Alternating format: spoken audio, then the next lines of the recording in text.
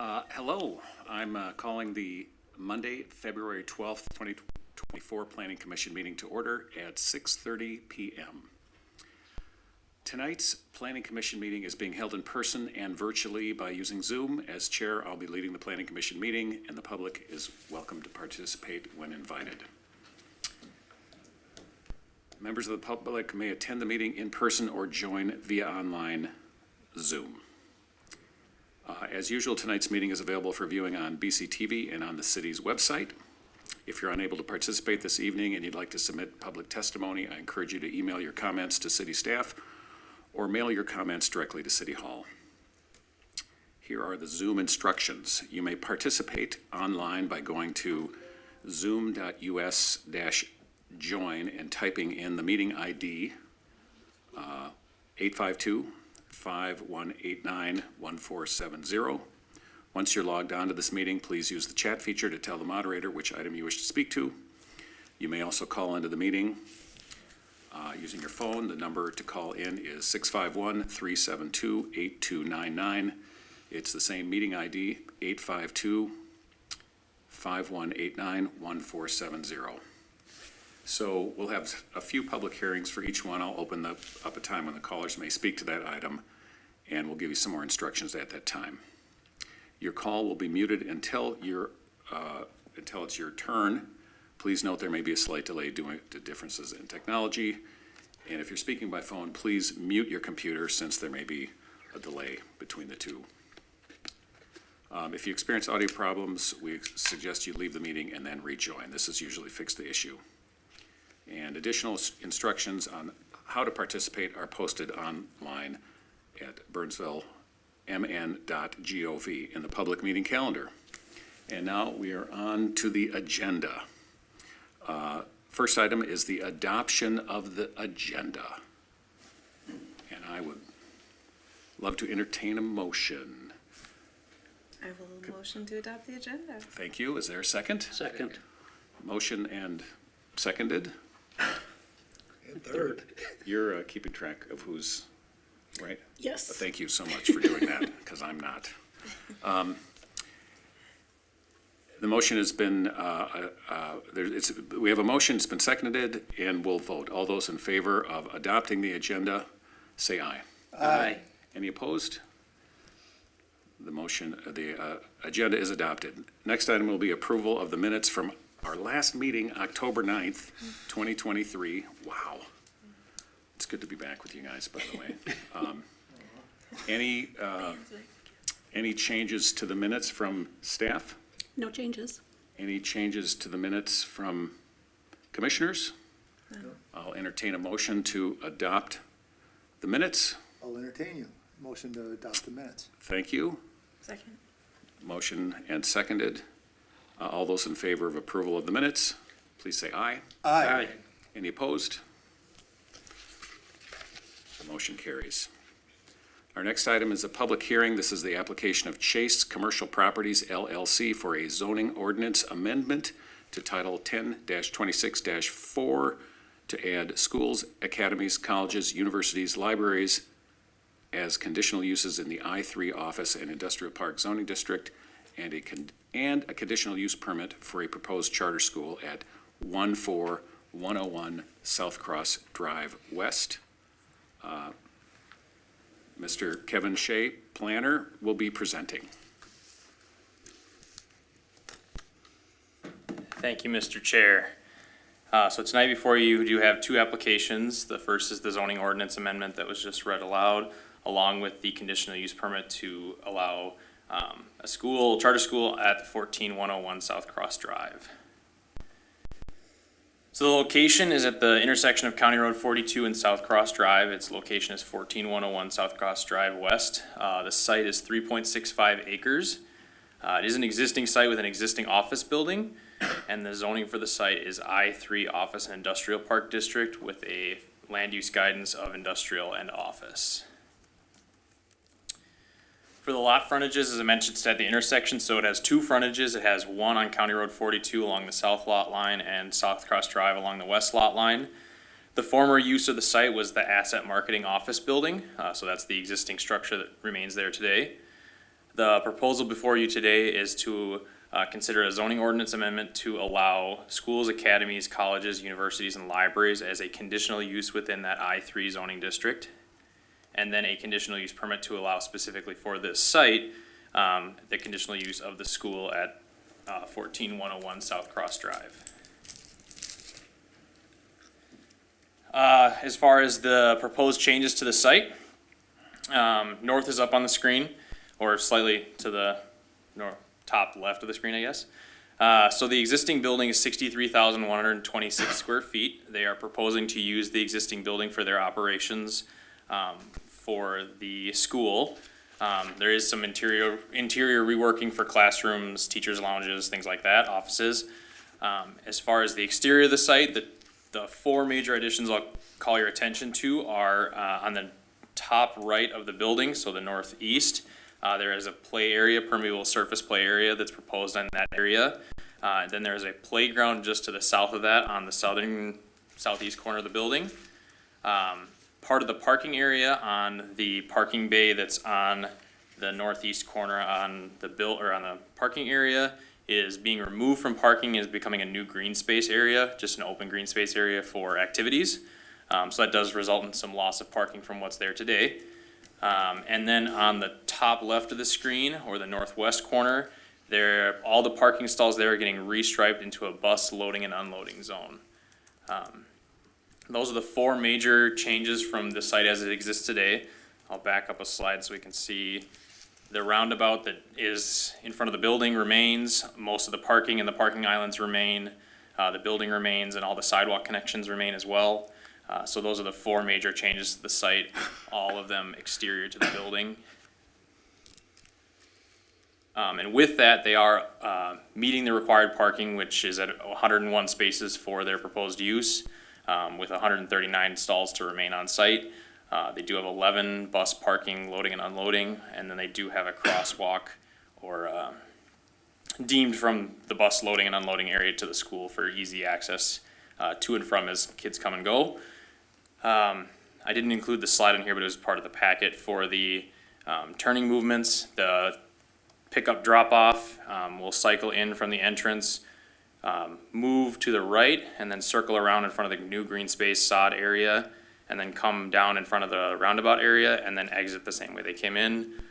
Bus loading and unloading would essentially take a left as soon as they enter, dock in one of the bays until all the kids have unloaded, and then they could leave through the adjacent site. So there's a cross-access easement agreement and parking agreement with the site to the north, so they can utilize that for the bus traffic movements to proceed north, and then exit out of the northern access that's for the adjacent site. For the development summary chart, I won't go through all the numbers, but I'll highlight each of the areas. In each category, they are improving from what is existing today and exceeding the ordinance standards.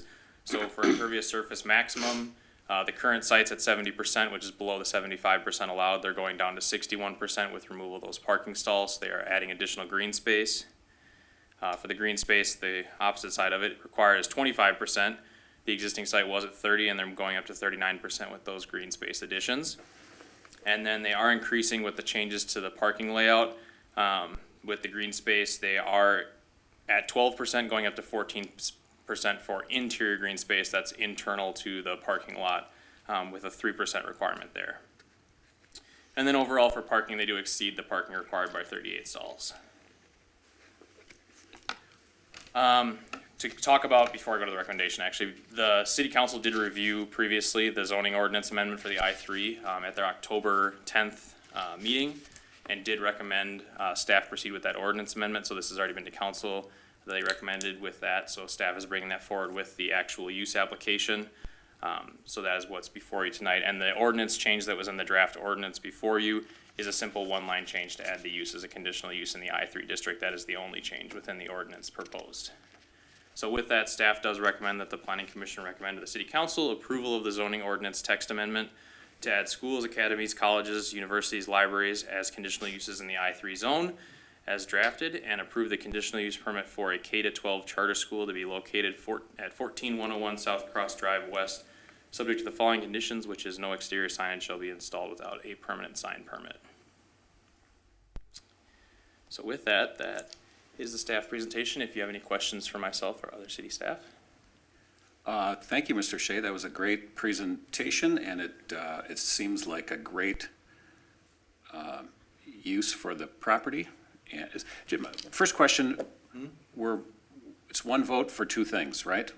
We're approving both at the same time. You could, yeah, you could motion it together, yep, for a recommendation. Okay. I'll open it up to commissioners for questions. Commissioner Anderson. The building that's north of that was once part of this complex. Is there going to be any separation from where the kids unload that they don't have to cross, cars don't cross that area, or do they have to cross an area where cars might be going back? There is one single crossing where the cars could go, but that site has a northern access that would be the typical entrance and exit for the vehicles for that building to the north. So that it's limited conflict because they would most likely utilize that north entrance instead of the south entrance. Because that's the entrance closer to the parking and the building for that site. Are they separating the two buildings? I know there's a walkway between the two. I don't believe they're proposing to remove that, but the applicant is here if they have plans to change that, so. Is the current occupant of that northern building, are they gonna maintain, are they gonna stay there?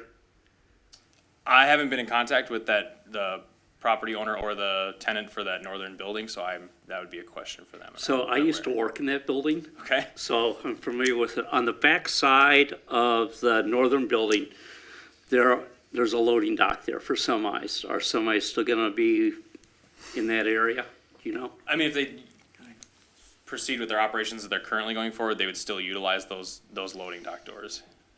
So I would assume that would move forward, but I haven't spoken with the owner of the building or the tenant that's utilizing it currently. Yeah, any other questions from commissioners? Commissioner John? Yeah, this is kind of out of order. Usually, we see these zoning amendments before the city council. What's the reason that the city council saw that first? I would defer to Deb for that one. Basically, the idea for changing the use, they came in for a sketch plan before the city council because it was a school use and that's something different. And so that's what precipitated this. Okay. It's interesting, that's all. I'm just wondering about that.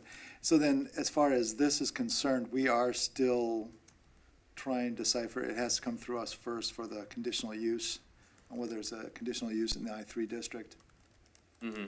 And then, so, okay. Just want to make sure I understand that correctly. Yeah, so that's why with a recommendation, you could act on both at the same time if the recommendation is to approve. If the recommendation was not to approve for the I-3 ordinance amendment, then the following action would be the same in line with your first action. Mm-hmm. How many kids are we looking at here at K to 12? Their initial narrative proposed 520 students with 65 full-time staff, Okay. broken out in varying ways between the K through 8 and the 9 through 12, or the K through 9 and 10 through 12 areas in the school. Have there been any traffic studies or anything of those lines on the site? They did submit a traffic evaluation for the site with their proposed plan, and the city engineer had no comments or concerns with it. Okay, thank you. Seeing no other questions, we still have a public hearing for this. Are there any other questions from commissioners? Okay, I think we'll move to open the public hearing today at 6:44. So if you'd like to speak to this item, you're welcome to, if there's anybody in the audience that wants to speak to the item, you're welcome to step up to the podium. Please state your name and address for the record. Hello, I'm Mike Whalen with EFH 2999 West County Road 42, Burnsville. We're directly across from this project, so we're on the southwest corner or southeast corner of that intersection. Plus, we also manage the building for a client directly adjacent to the east of this property. So, Okay. my comment here is that what I'd like to see is a zoning ordinance amendment to not allow the K through 12, but post-secondary libraries. It's a business park, industrial park. It's I-3 zoning. It's not, you have a Fortune 50 company next door, and it just to me, is not the right use for that property and that development, so. That's all I got to say. We've been there since 1999, and I've had empty buildings too, and trying to find uses for them and things like that. So I'd rather see a post-secondary, trade school, whatever, college, something like that. So. Thank you. Right.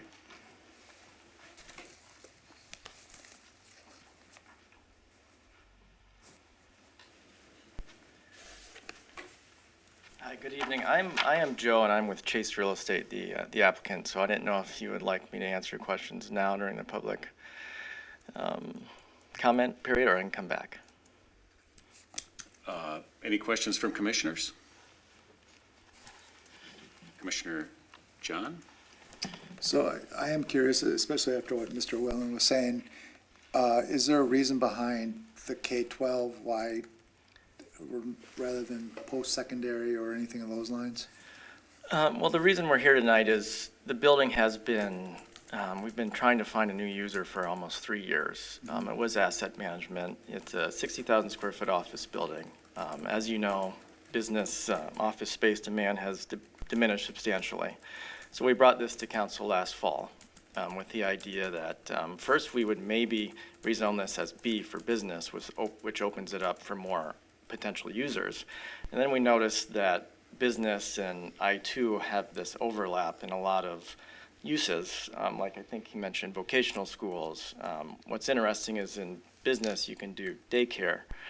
And so in talking to the council about this, they just wanted to go through the path we are tonight, so that before you in the future it's always a conditional use. And so having walked the building with your staff and the fire department and the building department, they saw that this specific building made a lot of sense. One, it's a newer project, it has great egress and exiting, so it makes great for reuse purposes, but also its location has great access for buses.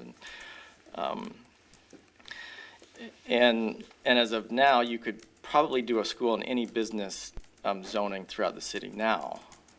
So the request isn't much of a ask, I would say, and I think that's what we heard from council, is that it seemed like a fair request. So I could address the other questions that were. Sure. Was Yeah, that please. helpful? So the separation between the two buildings, there is a breezeway between the two, and both of those provide exiting for both spaces. So those are, as of now, will continue to be used. There's 2-hour firewalls that separate the two, so they meet building code. The northern building is a warehouse use, and it is still being utilized. In the future, it could become a great gymnasium option for the school. And yes, we did do a traffic study, and we didn't have any comments. Anything else I can do for you? Otherwise, there are representatives from the school tonight that can help you with anything further. Has, Commissioner Hamilton? has the tenant to the north, if I think is Stour Jewelry, Yes. have they supplied any feedback on this project? No, nothing of, I mean, the buildings have always been separated with different users. As the planner had mentioned, they also have a different access to the property. It's 2 parcel numbers too. So they're completely on a different PIN number. It's literally just a breezeway that separates 2 private properties, of which Chase Real Estate owns both.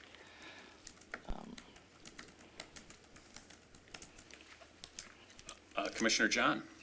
The reason I was asking about the traffic study is County Road 42 right there, obviously is something that gets backed up in the morning. It's the main thoroughfare for most people coming in and leaving. That really brought up some attention to me, that adding more traffic in that, obviously there'd be traffic there, but the school is gonna have specific traffic, especially if it's high school students, kids that can drive from 8, 9 o'clock in the morning. There's always gonna be some kind of a backup right there. Maybe not the best time on County Road 42 for that type of backup. And plus, the way the intersection is structured, it's not a straight through on South Cross. It's broken up where you can only turn, if you're coming, coming east or west?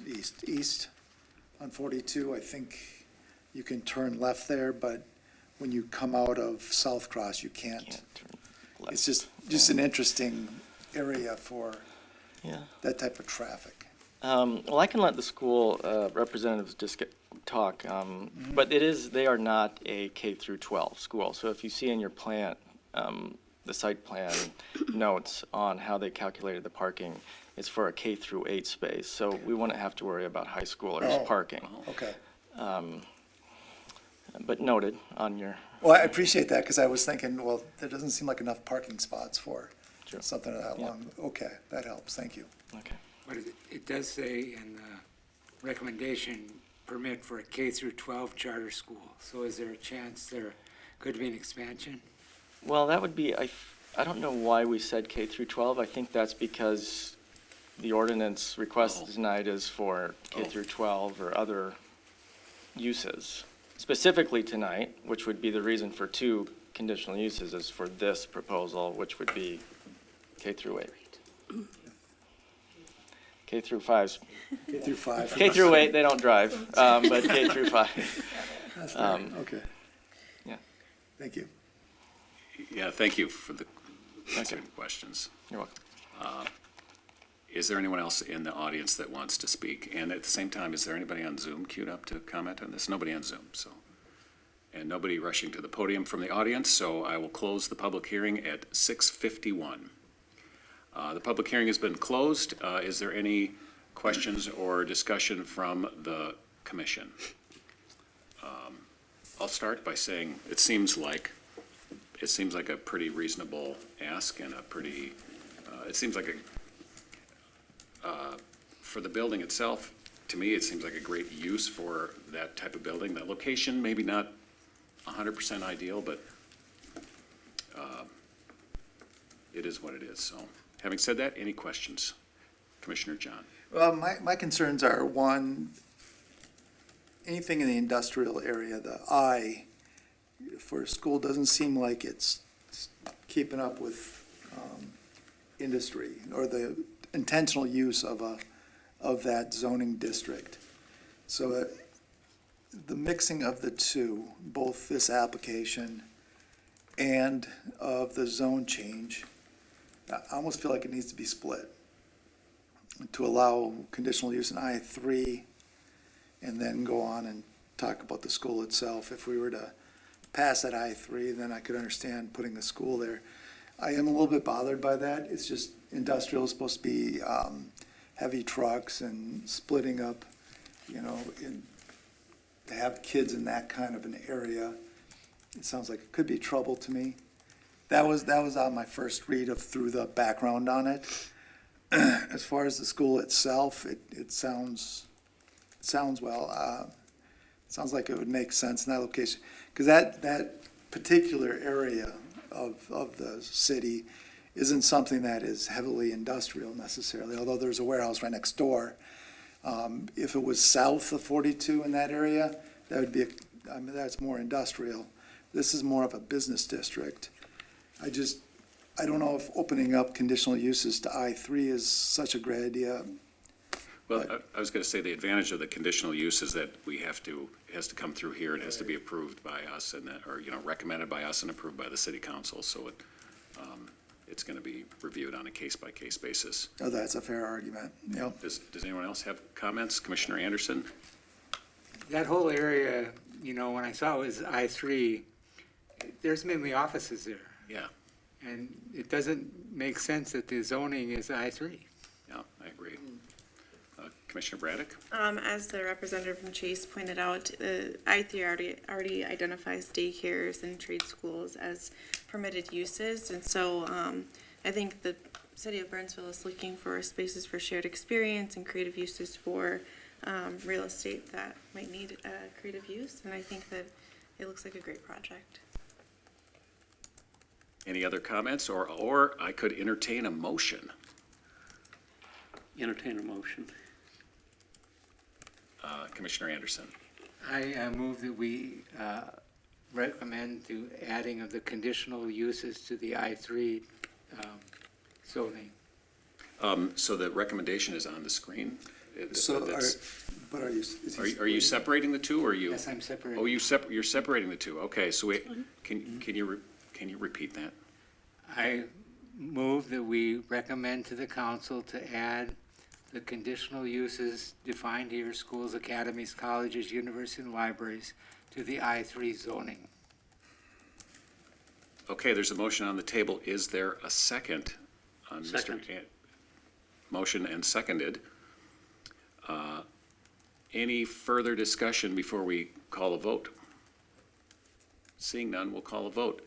All those in favor of the motion, please say aye. Aye.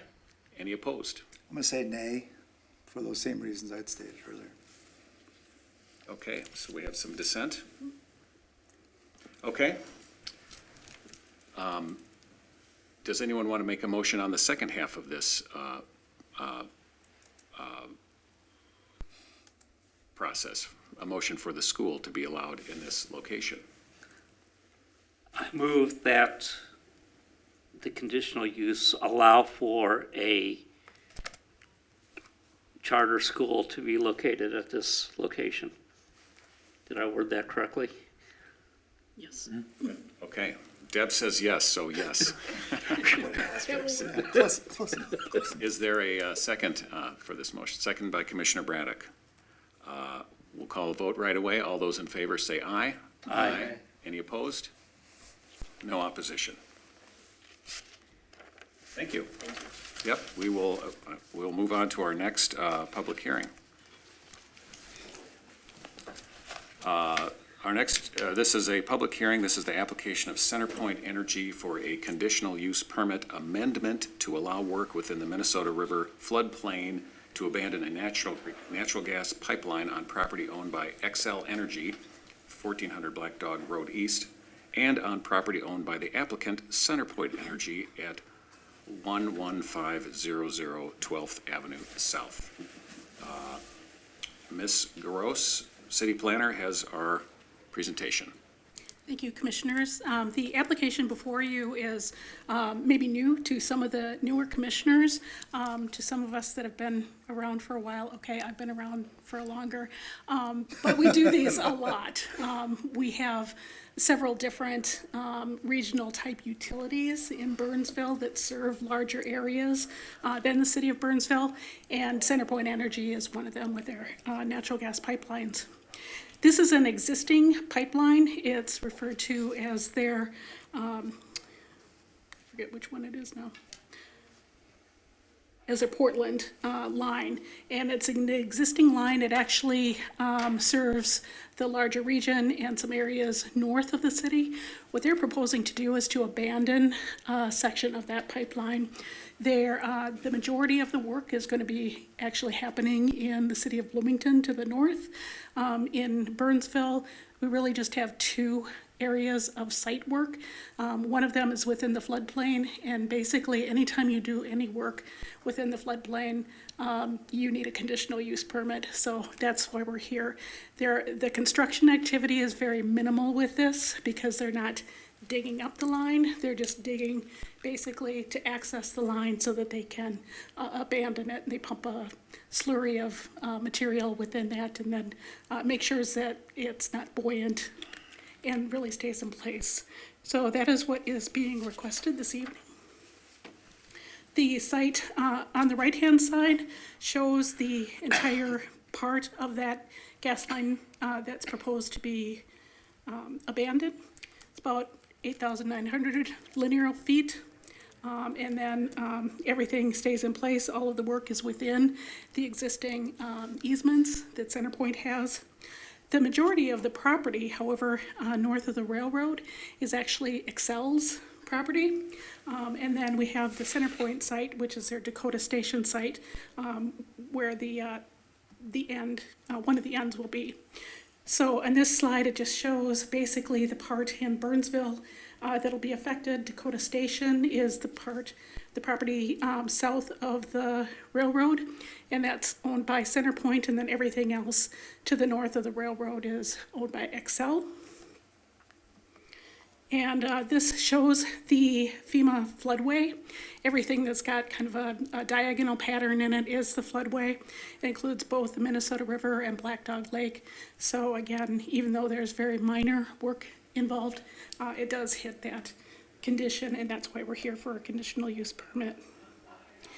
In terms of wetlands, there is a small wetland impact.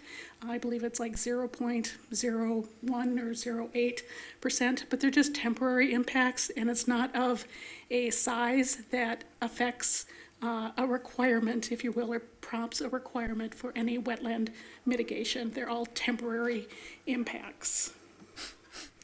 So on the site closest to Black Dog Road, this is one of the two sites. They're dealing with basically 31 cubic yards of material being taken out for a short period of time so they can access the pipeline, fill it, put it back, and they'll be restoring both sites to their pre-construction status. And then this site, the second site, is on the Dakota Station property just south of the railroad line, and this is only 14 cubic yards, and that will be the terminus of the part of the pipeline to be abandoned. In terms of overlay districts, because we've got a large area of land, there are a number of overlay districts, environmental overlay districts, that are impacted, although most of the work, again, it's an underground pipeline, so we're not really having that much actual impact. But it is in the city's drinking water protection overlay district, and that would be the Dakota Station site. It is in the floodplain district, which I indicated. The site, the number 1 site, just south of Black Dog Road, is in the actual shoreland district of the Minnesota River. And then we have wetlands district, which I showed as well. In all those situations, we did send out notice to Department of Natural Resources. They did not provide any comments or have any issues with the project. We did also notify the Lower Minnesota River Watershed District. They did have some comments, but they were really based on the type of permits that the applicant will need to get from them. They did not have any objections to the conditional use permit. And then as far as the recommendation, staff is recommending approval of the CUP amendment to allow them to abandon the Portland transmission line, subject to 4 conditions, and these are pretty much standard conditions. Number 1, that the previous CUP approvals and conditions remain in full force and effect. For this application, generally for a land use application, if the property is not platted, there will be a plat that accompanies it. In this case, similar to some of the previous applications, they aren't actually doing any work in terms of constructing something physical, on the property, a new building or building upgrade. So we are recommending that they just continue to be looking to plat this site at a future time when they actually are doing some construction work or development work on the Dakota Station property itself. And as constructed plans, those will need to be provided to meet the city's FEMA requirements, and then construction materials to be removed and the site restored. And with that, I can stand for questions. Thank you, Ms. Gross. Great presentation as always. I thought it was fascinating reading how they are going to access the pipe and pump out what remaining natural gas is in there and then fill it with grout so that it doesn't float. Yep, exactly. I can't, it just, It's pretty amazing. I know. Yeah, engineers, yes. Any questions from commissioners? Commissioner John. So the pipe itself is not underground, but necessarily in the water, is that right, or is it? It actually goes below, It goes below. the river and Black Dog Lake. Yep, it's below both of them. So the only part that is above, if you will, is where they're doing the grading removal so that they can actually get down to put the grout slurry within the pipeline. Okay. Is there a reason why they wouldn't pull the whole pipe out, or is it? Yeah, actually, it's much less invasive if they don't pull it out as opposed to fill it. We had asked that. We did a similar application is for constructing new pipeline a few years ago. I remember that. And that came up also, and we had discussed that with the Department of Natural Resources, and it's there. They would rather see them abandoned in place like this because there's much less impact to the wetlands and floodplain areas. Okay, got it. Thank you. Commissioner Anderson? There's nothing in the pipeline that will cause any environmental issues? It's all contained, self-contained within the pipeline. So what they do is they will, they have, methods for being able to clean that out. And then they reserve, anything that would be in there related to like the natural gas would still be reserved at the plant itself. So nothing should be coming out of the pipeline itself. The grout will just be added, and there should not be anything coming out at either end or in the entire length of the pipeline section. Have they replaced this line already? I believe so. I believe that part of it has been replaced within the past couple of years. I think we've done 4 or 5 different various pipeline projects for CenterPoint. So I believe that that is the case, and this is just the last piece that they do not need, so they're abandoning it at this point. I have a question. Commissioner Hamilton? You have the So they floor. abandon the pipeline and they Yes. fill it with grout.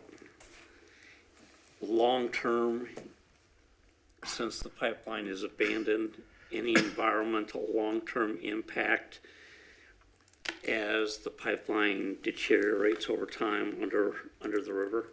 Should not be, because basically they'll clean it, and then it's filled, the slurry that they use is kind of a cement type material, so it's not toxic at all. And the pipeline itself is a steel pipeline, so you have, a circumstance where it's underground, so you don't have a lot of air getting to it, but it will just continue to remain pretty much in place for a long, long time. Should not be any environmental impacts for the abandonment project. Thank you. We will move to the public hearing portion of this. So it's 7:07. I'll open the floor to the public hearing. If there's anybody in the audience that would like to speak to this item, and it does not appear that there are. Mr. Tershins, nobody on Zoom either. So we'll close the public hearing at 7:07 and then move this to discussion or a motion. And my only comment is it seems pretty straightforward. I would love to entertain a motion. Mr. Anderson? Well, one other question, has Bloomington approved their portion, do you know? I don't know if they have approved it yet, but I'm sure it's on the same agenda. They have, like I say, for other applications that we've had similar types of things, they have had to go through both cities before they can actually do the project, so. But I had not asked them if they have the Bloomington approval yet or not. Commissioner Anderson? I will make a motion that we recommend to the city council the approval of the CUP to fill the abandoned pipeline and subject to the conditions that have been, that are listed here. Is there a second? I'll second that. Seconded by Commissioner John. All those in favor, please say aye. Aye. Any opposed? The motion carries. Thank you. Yes, thank you. Our next item on our agenda is, let's see, I gotta get to the right one here. This is a public hearing, application of the City of Burnsville for a zoning ordinance amendment to Title 10-30-9 billboards to modify standards for the conversion of existing billboard signs to dynamic display billboards. Our awesome Community Development Director, Mr. Thompson. Thank you. Good evening. Welcome Planning Commission. to the- I know it's been a while for you. It's also been a while for me to be before you, so thanks for having me tonight. Just want to walk through quickly an ordinance amendment that has actually been initiated by the City of Burnsville. And I'll talk a little bit about the background on that and what the proposed ordinance does. So, brief context for you. There are actually 7 existing billboards in Burnsville today. I think when I was reading the report this afternoon, there may have been a typo in the report that said 6. Yeah. And so sorry for that. There are actually 7. These show the location of them. The first 4 billboards are along 35W north of Highway 13. There is 1 on Highway 13, essentially at the Savage border, and then 2 billboards on the Burnsville Marketplace site at the County Road 42 and 35W intersection. There was, up until very recently, an 8th billboard on Highway 13 on the east side of town, and that was removed, not as a requirement of the city, but it was actually removed as part of the land transaction. That property sold, and so as part of that land sale, the owners removed that billboard. So what's remaining are these 7 existing billboards. The council discussed this at a work session, I believe it was back in August of last year. It was actually initiated by the council as part of their roundtable discussion. They asked to bring a policy discussion about billboards for the full council's discussion. We had that in August, as I mentioned, and this is the direction that the council gave staff at that meeting, was to implement their policy change by these 3 things. One is to eliminate the removal requirement when a billboard is converted to dynamic, and I'll walk through that a little bit in a future slide. They also wanted to allow the existing, at the time 8, but now 7 billboards to remain, and then allow any of those existing billboards to be converted to a dynamic face in the future, if the owner chooses. Again, both of those are not mandatory or required by the city, but essentially at the discretion of the owner of the billboard and the property. So our existing ordinance addresses billboards in general, and then we also have separate sections that talk about the conversion of existing billboards to what we call dynamic faces, and you probably know what those are, but those are the digital displays that change every 8 seconds. And so this is the ordinance language today in a quick summary.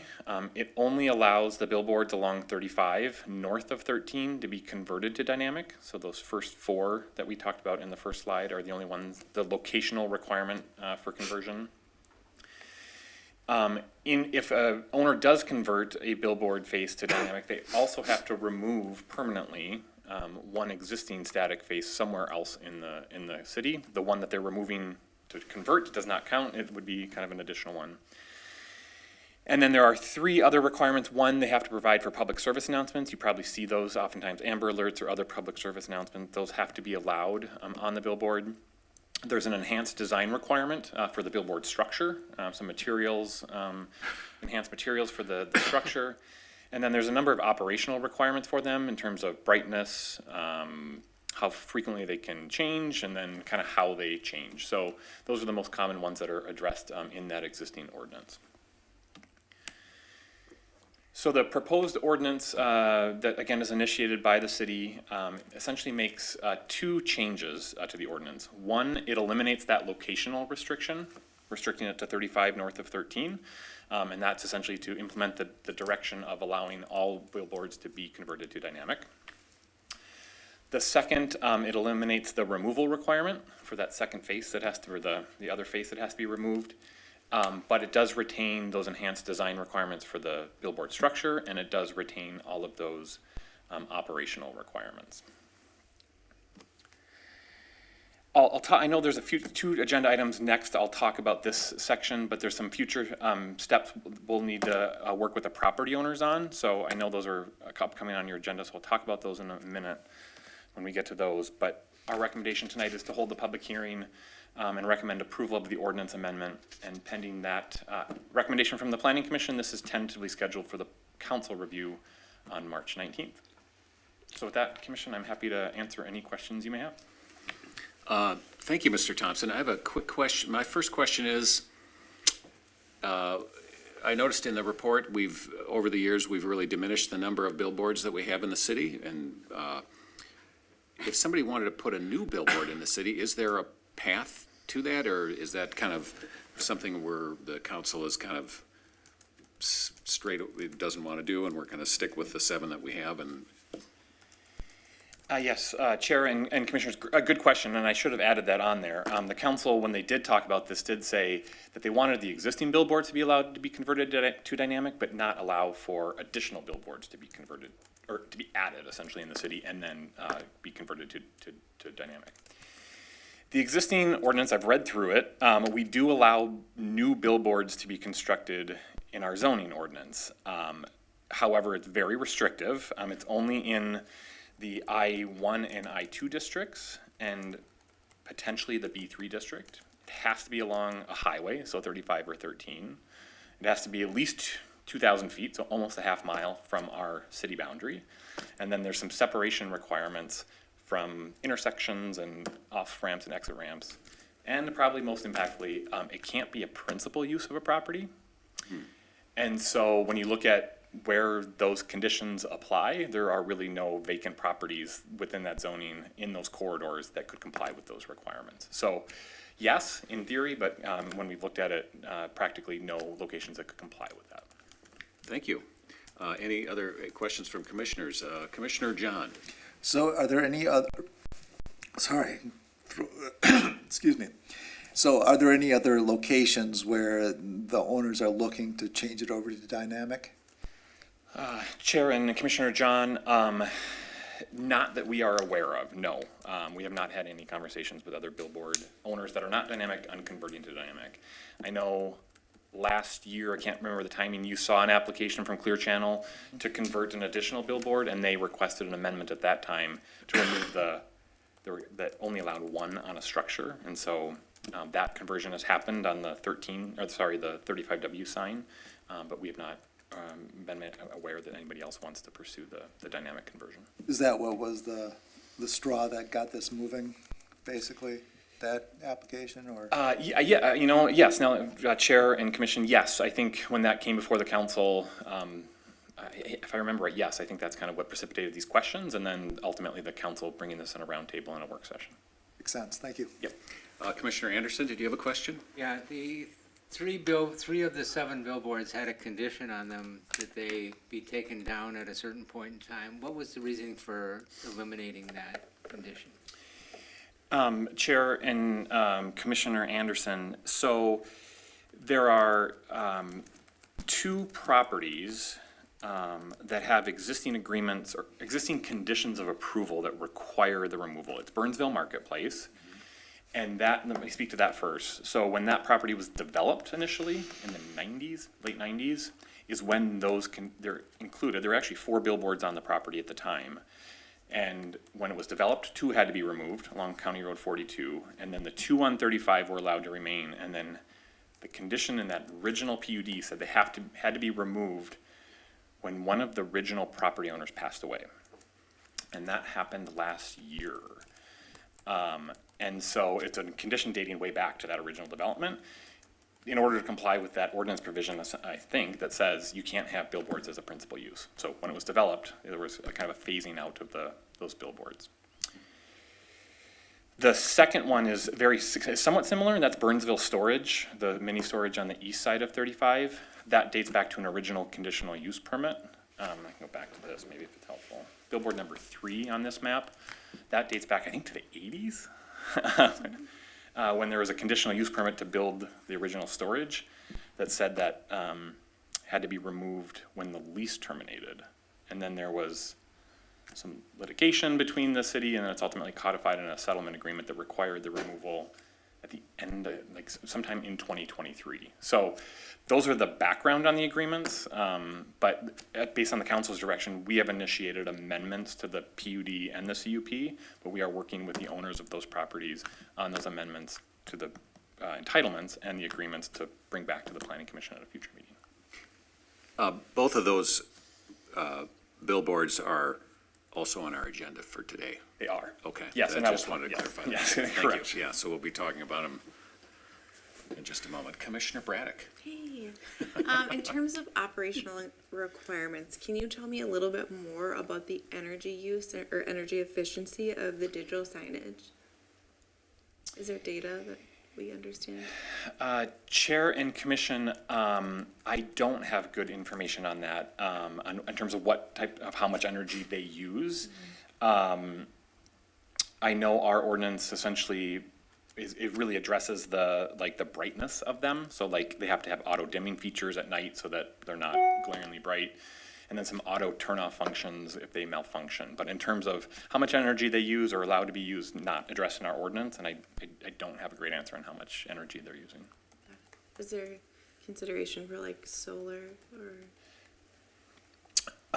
Chair and Commission, we haven't talked to any of the billboards about that. I suspect one of the challenges would be space for that, just because The sites where these billboards are very tight, and there's not a lot of land to kind of create the area for it, but it's certainly something we could talk to the owners of the billboards about potentially doing. Some discussion on energy efficiency, I think, would be important.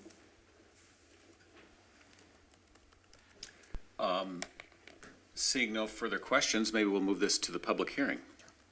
So I'll open up a public hearing on this matter at 7:20 PM. If you're, please step forward and let us know your name and your address. Certainly. Good evening, Chair, Planning Commission. My name is Matthew Weiland. I'm with Clear Channel Outdoor. We own and operate 3 of the remaining billboards. Our office is addressed at 3225 Spring Street, Northeast Minneapolis. Really, I just wanted to comment on fully supporting the amendment proposed tonight, and really thanking the city for proactively bringing forward an amendment that allows us to modernize and upgrade our business within the city. Dynamic displays allow more opportunities for local businesses to advertise in the city without adding additional billboards. And they allow us to further our commitment to providing that public service that we like to do in the communities we work in. One slight correction to the Community Development Director. A sign that was taken down, we did remove as a condition for the conversion we just did last, I think we did in October. So that was part of that. And we're certainly interested in converting more. It is where our business is going for some of the reasons I stated. But again, I thank the city for your consideration of this. It's refreshing and certainly demonstrates the city's business-friendly attitude. So thank you. And as far as your question, Commissioner, on electric efficiency, I don't have that data. I know that I'll be submitting a permit to DEP pretty soon to replace one of our displays that replace about every 10 years. But as the new ones come up, I mean, they're always lighter. They're more energy efficient. It's in our best interest. They're, they're LED displays, so they're tiny little points of light. There's a lot of them, but it is in our interest to make them as efficient as we can. Thank you for your consideration. Yeah, thank you. Is there anybody on Zoom that is wanting to speak to this matter? Okay, we will close our public hearing at 7:22. And I'll open up the floor for discussion or a motion to the commissioners. Commissioners? Commissioner John, of course. How'd you know? What I like about this is it's moving forward. Obviously, digital is the future. Having the opportunity for more of the billboards to be transferred over to something that is more futuristic, makes our city look better and more modern and on top of things. And the fact that we can put public service announcements on there, I think is perfect. I know there was one time we had 23 billboards in the city, which seems a little extensive, but the time for reducing, I think we're in a good spot now as far as billboards are concerned, as far as the number of them. So I think I can feel comfortable supporting this recommendation. Are you making a motion, Commissioner John? Well, I'd be happy to make a motion unless somebody else wants to speak. Anyone else have a comment? The floor is yours, Commissioner John. Oh, look at that. I know we don't have it on our screen, so we have to look it up I can ourselves. cheat, I can cheat. You got it in front of you? Well, I'm recommending approval Right. to the city council to,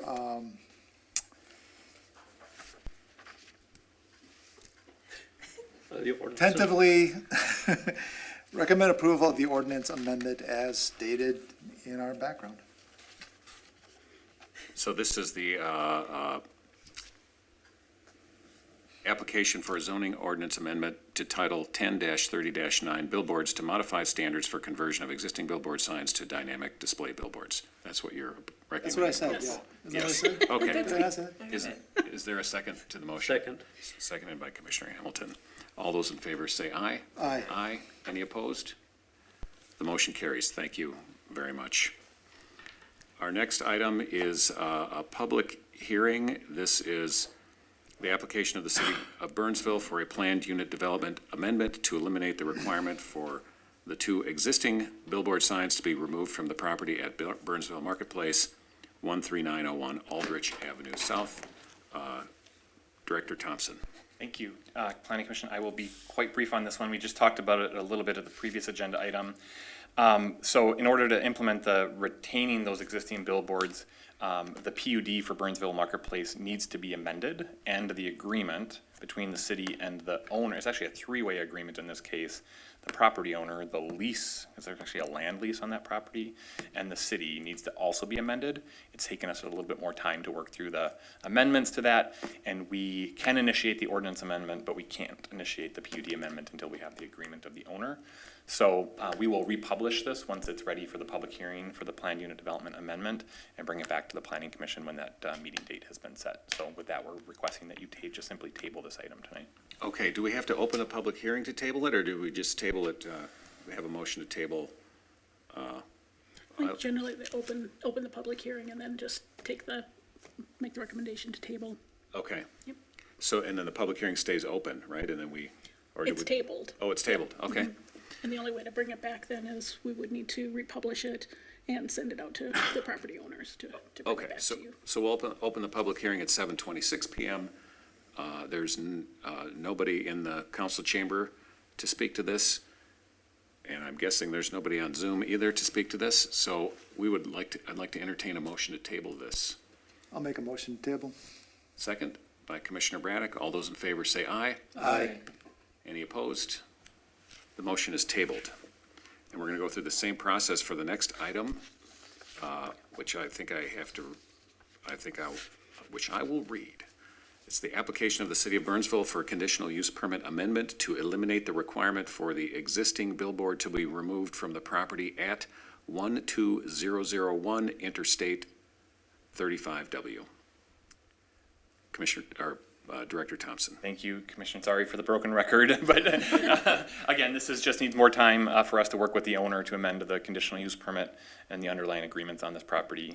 So we are requesting you to table it, and we will bring it back and republish it at a future meeting. Excellent. We'll open the public hearing on this item at 7:27 PM, and we'll entertain a motion to table this item. So moved to table the item to the future. Thank you, Mr. Anderson. Is there a second? Second. Seconded by Commissioner Hamilton. Thank you. All those in favor say aye. Aye. Any opposed? The motion carries. Our next item is a discussion. This is the Planning Commission 2024 Work Plan.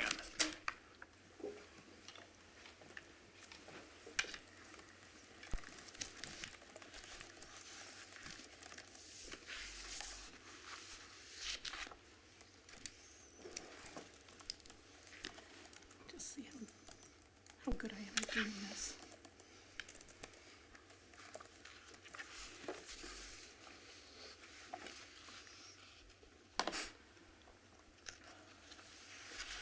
Oh, sure.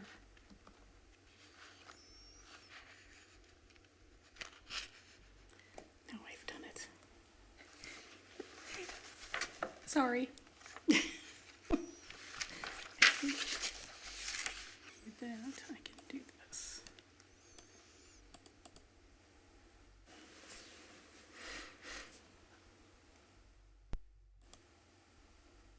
Nope. Well, we're just gonna look at this. I apologize for, my abilities. For the Planning Commission work plan, for all of the commissions, we do an annual work plan. And those are the items that Planning Commission would like to maybe investigate further, or topics, things are topical for you, maybe things of interest. And we put them together in a work plan, and then that gets presented to the City Council by the chair. And the council can, vote to approve it. They may sometimes have additional items that they would add. At this point in time, for our 2023 work plan, it's very similar to what we're showing for 2024. We have had, as the commissioners are aware, a lot of staff turnover and just a lot of things going on. The good news is, hopefully we will be able to replace some positions. Yeah. So we're hoping, that things will be able to move further. As far as the comprehensive plan update, that is something that we continually work to implement. And every once in a while, there'll be an application that needs an amendment to the land use plan, or maybe something. We did a comprehensive plan amendment last year for density, to increase density, I think, in the heart of the city district. So some of those types of things come along, so it's ongoing. In addition to that, part of that is our County Road 42, that redevelopment vision for the Center Village. So that also is ongoing. In terms of the zoning ordinance updates, staff has worked with a consultant, WSB, to start drafting this. However, because of our staff turnover, this is one of the ones where we have the residential part of it fairly close to ready to go, but not the commercial industrial part of it. So we would need to be working on that.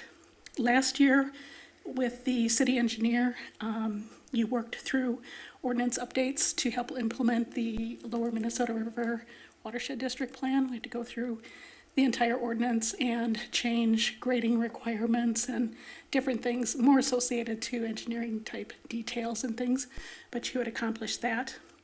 And as far as the city code update, the Planning Commission is specifically charged with the zoning ordinance and the subdivision ordinance. The rest of the city code update project has been almost completed. There was a separate task force that kind of looked through all of those various chapters, and then last year also you incorporated some of those changes, basically took them out of elsewhere in the city code, put them back in the zoning ordinance. So that's where we were as far as our 23 plan. For the 24 plan, it's basically the same thing. We do have, there's a study that is either recently been done or will be done looking at parking in heart of the city and with multifamily residential. This study has been going on, and so the ultimately what comes out of that study and the direction from the council, you will probably be seeing zoning ordinance amendments to address those types of things. So that is the main special study that we're aware of at this point in time. And then as far as the Title 10, the zoning ordinance will take precedence over the subdivision ordinance.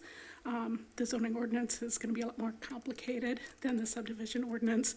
And really, as a matter of when we're able to bring folks online, that will be one of the main items that we're seeking to accomplish. Realistically, I put it on for first quarter of 2025, although I would anticipate you would be having hearings and looking at various sections of that, maybe third quarter, end of third quarter, into fourth quarter. So with that, this is really the opportunity for the Planning Commission to identify anything that you would have interested in taking a look at or studying, and we can incorporate that into the draft work plan before it's reviewed by City Council. So with that, I will leave the discussion to the commissioners. Thank you, Ms. Garos. Any questions or any burning issues that anybody wants to add to our work plan for this year? Commissioner John. Yeah, me. So the question, you talk about the Center Village parking, or not, the heart of the city parking, excuse me. And is that because of the increase in parking structures? Are we finding we're shorthanded on that? Is that? For the study, I think it really centered around a couple of things. One was heart of the city. We have, as we're developing and have quite a few newer apartments, is there adequate parking the way that we have done this in the past? So there was a consultant group that did, an evaluation of all of that. The other part that has kind of come under play is with a lot of our multi-family, not just in heart of the city, but elsewhere in the city. If you'll recall, we did a couple of years ago, we've done a couple of parking studies and reduced parking requirements. And kind of the thought was, okay, we'll look at proof of parking so that you don't need to have, all this parking just sitting empty. Well, what we found out and what's happening in a few cases is that the building owners are charging more for that parking underground, so people are looking to park elsewhere, and that's kind of caused some issues overall parking. So taking a look at what are some things that the city can do to kind of mitigate those negative impacts, and again, just look at overall, what should our parking standards be? So that should be coming through with council, I think, fairly quickly. Okay, Oh, okay, there you go, yes. great. All right. Any other questions from commissioners? Commissioner Braddock? I don't know if it's relative, but we did a lot of fun workshops. Like we talked about EV, we did a mock development workshop. I think we did a combination, at least a meeting with the Economic Commission. I think it was Heart of the City. Are we doing any more fun things?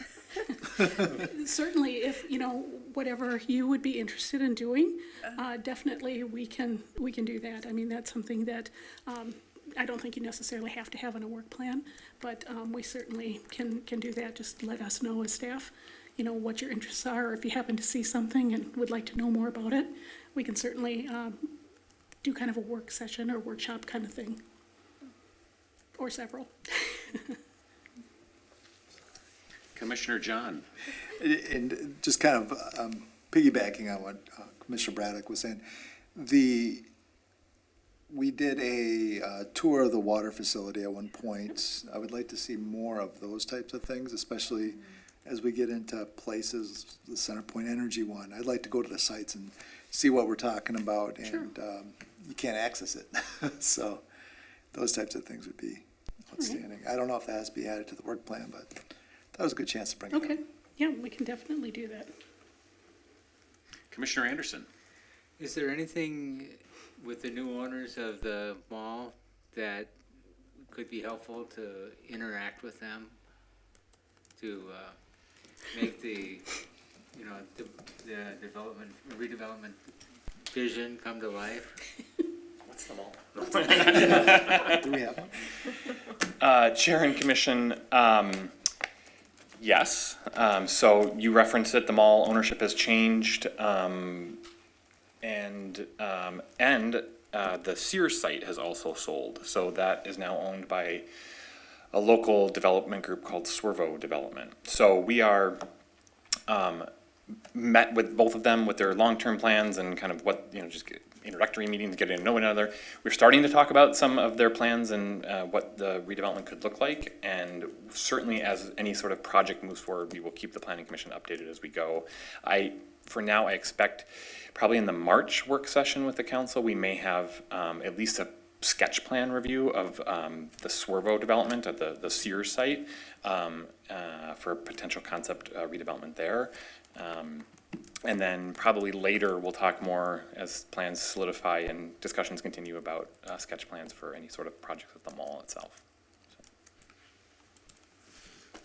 I guess Commissioner Hamilton? I'm very interested in the Center Village, what that plan is, what their thinking is, whether something comes to fruition or not, but at least to get a better idea of what their vision is and how we come into play with that. Because right now, it's all is the Asian market is someplace. But beyond that, besides empty storefronts and what you hear on the street, that's about it. And just to have some type of an idea of what their vision is and what direction they're gonna go, along with the Sears plan. Certainly, Commission, yes, and we certainly will keep you apprised of that. And I think to your earlier discussion you just had, that the Asian market, the Pacifica Square project is expected to open the first half of this year. There's been some delays in materials, equipment, supply chain issues, but they will open this year. So I think that is an opportunity for potentially for the Planning Commission to get out and do a tour of that project and talk to them. So we can certainly, as that project opens up, facilitate that in your schedule. I was encouraged to hear about that 3,000 people there for their special event. That was amazing. Was I was over there and just I've never seen that parking lot so full. Yeah, Chair and Commissioner, we debriefed it last week. I think they thought they had somewhere between 8,000 and 10,000 people there through 3 days of the event, so a substantial number of people that were attending. Right. Any last questions? Thank you for the presentation. We'll move on to our next item. This is updates. Do we have any updates from commissioners? Seeing no updates, Ms. Garos, or do we have updates from staff? Yes. Sorry, I didn't give you a chance to get back to your chair. A couple of items of interest, I think, for the Planning Commission. We do have a new Cafe Zupas that is under construction at the Aurora Village, just by County Road 42 and County Road 5.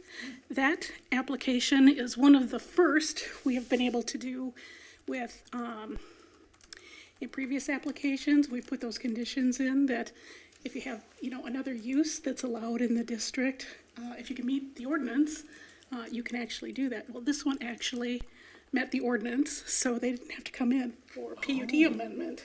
So we have one that works. Hopefully there'll be more in the future, but just to let you know that. We also, the final plat has been picked up for the Cub 42 project, so you'll be seeing things happening out there. We are very close to, I think, issuing building permits for both the Cub building and also the Best Buy building. And then they'll be working on, starting in February, demo and their grading work. So that's exciting to see that coming ahead. Let's see, what else do we have? For the city council tomorrow night, a couple of things. You may want to tune in. Jeff is working with Stantec, their consultant that's been brought on to look at doing an economic development strategic framework. That is something that this group will get involved in when it comes to like the zoning, standards and implementation of those things. But just to kind of get an idea of what's going on, you may want to tune into that one tomorrow night. And I think those are the main ones that I just wanted to let you know what was going on. So I have to ask, any insight as to our next meeting? Is there anything coming through that will generate a meeting, or I haven't made any vacation plans yet. So currently your next meeting is scheduled for February 26th. However, we don't have any items actively on that agenda. I believe the next one that we have items for sure scheduled for is that first meeting in March. Okay. Thanks for the heads up. So that doesn't mean still too soon to know whether the next meeting will be canceled, but right now there isn't anything coming our way. Right. Okay. Yeah, most likely it will be canceled. Okay. Thanks for the insight. So if you want to go on vacation, that would be a good night. Awesome. I think we're ready to close, so I'll entertain a motion to adjourn the meeting. Commissioner Braddock, Motion to adjourn. a second. I'll second that. All those in favor? Aye. Any opposed? The motion carries. Thank you, everybody. See you next time.